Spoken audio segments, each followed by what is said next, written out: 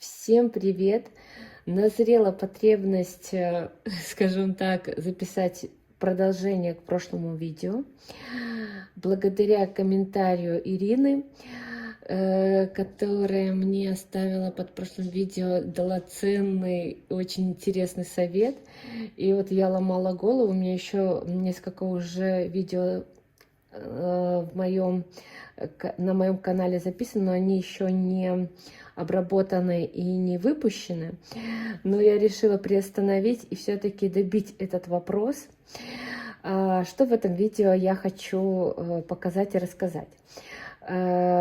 Вот вернемся к комментарию. Ирина сказала, что написала мне, что можно все это сделать гораздо проще, то есть не перенося с нижней игольницы на верхнюю иглы и потом не возвращая их. Очень прекрасный комментарий, спасибо большое на самом деле. Вот как получается по совету Ирины. Вот этот подгиб, сгиб, вот, сгиб, подгиб, перегиб. И что в этом видео будет очень интересно для вас. Я предлагаю посмотреть. Значит, тут два способа. Вот это я делаю первым. Это правильный способ. То есть правильное отключение верхней каретки и правильное вывязывание вот этого перегиба. А вот этот способ будет вторым. Он еще быстрее, но тут есть нюанс, который нежелательно делать для нашей машинки. Вот. Смотрите меня дальше и приятного просмотра. И сейчас я покажу первый и правильный способ выполнения вот этой техники. Так, я делаю все то же самое, как и в прошлом видео, только у меня цвета другого пряжа. Но в два сложения и по качеству такая же. Обычные настройки каретки, та же расстановка игл. И вот это вот последняя одна, не парная, а одна. Провязываем первый ряд, навешиваем гребенку и грузики.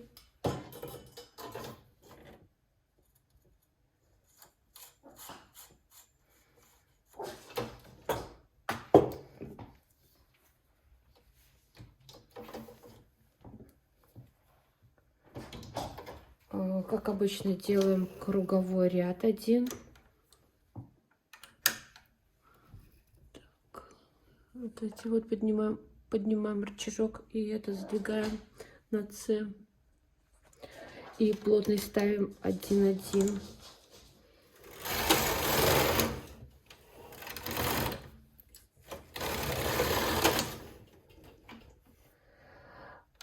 Так, дальше мы сдвигаем фантуру нижнюю, лишнюю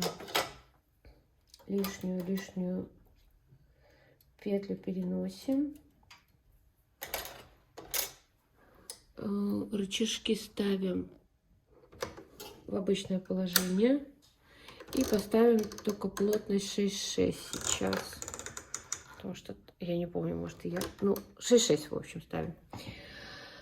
Так, и вяжем столько рядов, сколько нам нужно для вот этого отворота.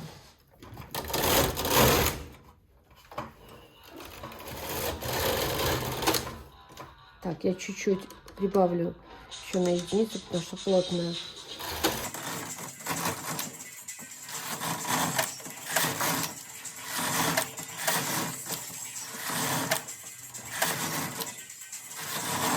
И вот сейчас мы пришли к самому интересному моменту, когда нам нужно сделать на верхней фантуре холостой ход.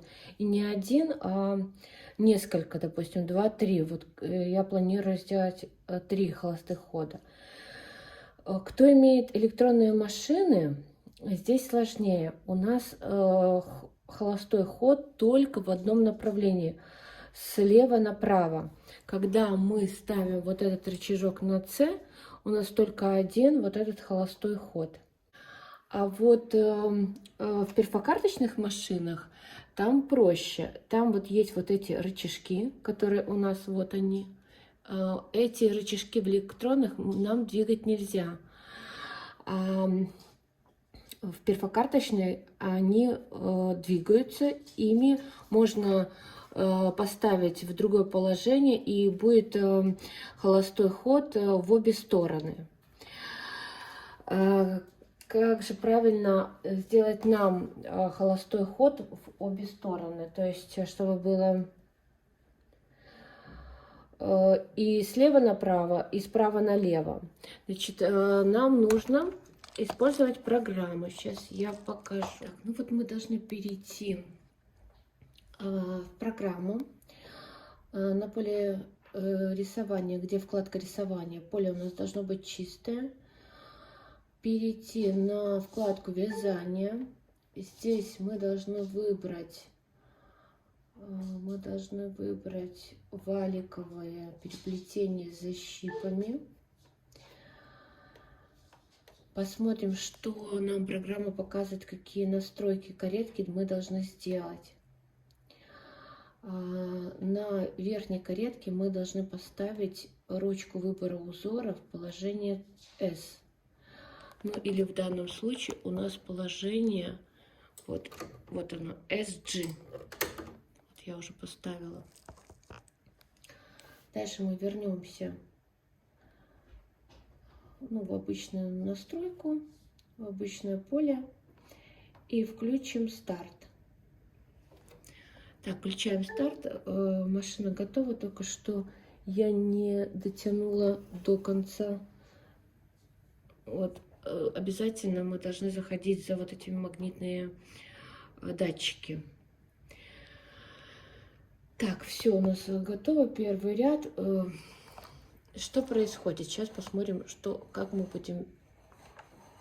будет провязываться наше полотно, наш рисунок. Я поставлю только плотность поменьше для этого. И на 1 единицу поставлю. Так, ну и все. Вот смотрите, у нас провязалась только нижняя фантура. Только провязалась тоже нижняя игольница. Ну и еще 3-й ряд.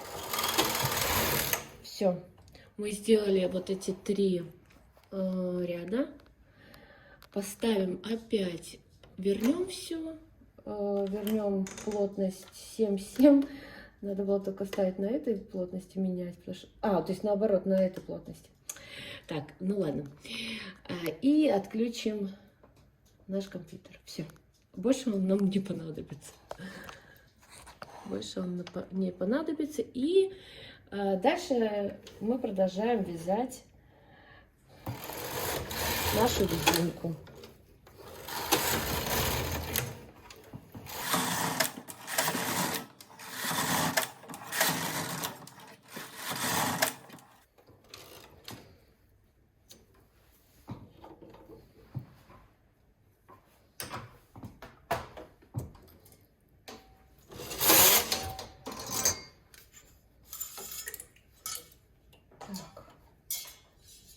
Я специально провязала, чтобы нам было более понятно и наглядно видно, куда заворачивается вот этот подгиб.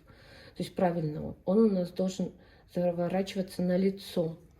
Ну вот, вот такой получается подгиб. Очень неплохой способ, красиво. Тоже получается, достаточно, быстрее, наверное, чем тот, который я предлагала в том видео в прошлом. То есть подгиб есть, все красиво оформлено. Но нужно подключать компьютер. Многие, кто, наверное, как и я, когда компьютером не пользуются, компьютер не стоит около машины. Ну, вообще, вот такой вот получается подгиб. Хороший способ. Отлично.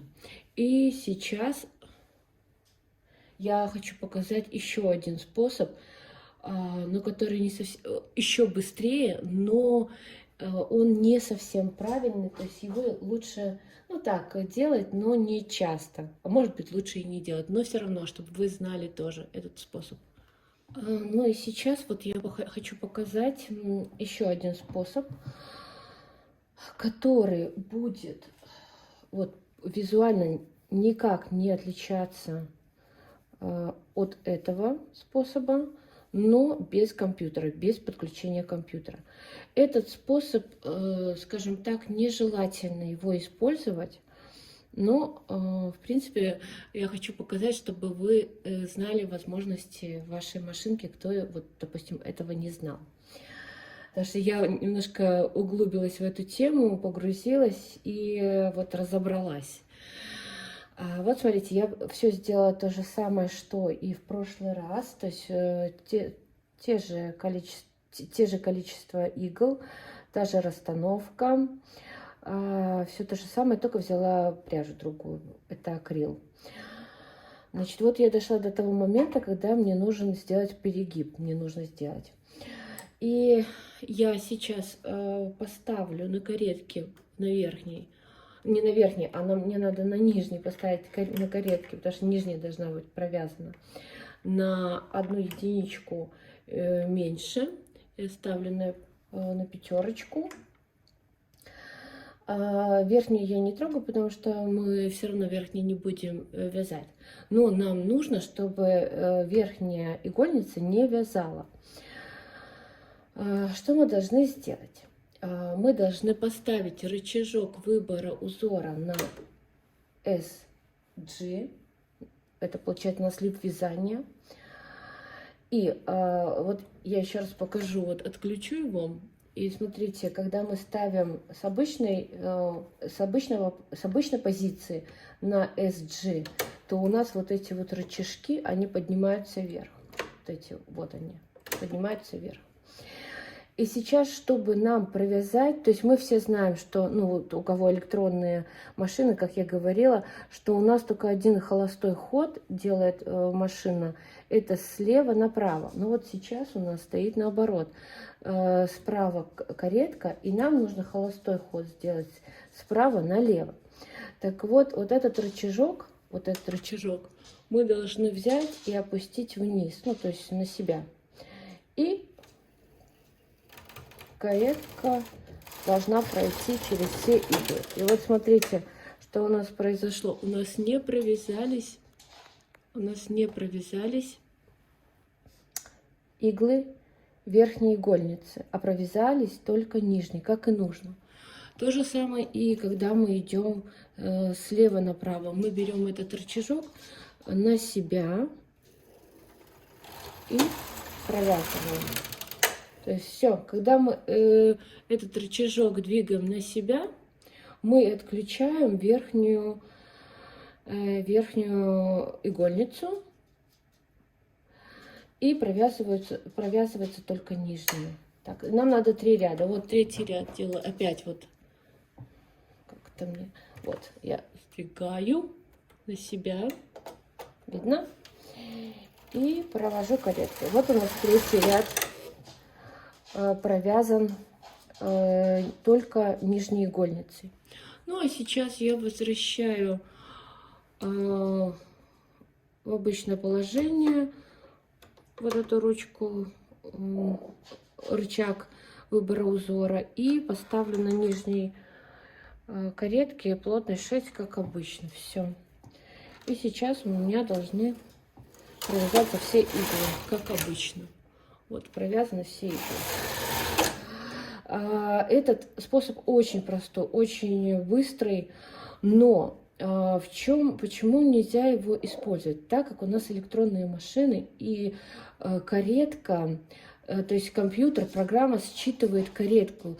То есть вот это вот все программа запрограммирована, чтобы не... А мы делаем вот это принудительно. Мы, скажем так, не сама программа задает этот режим, это положение, а мы принудительно. То есть можно сбить какие-нибудь настройки. Может быть, конечно, 1-2 раза оно не собьется, но если регулярно такое делать, то, скорее всего, что будут какие-то сбои, и потом программа просто не будет считывать нужное нам переплетение.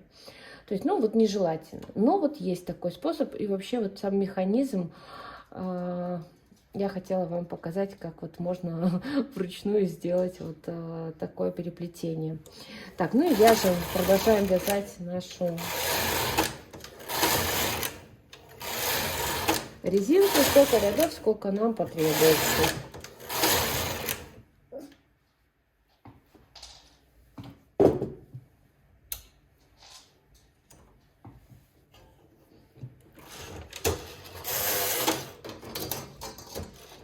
Сейчас посмотрим и сравним.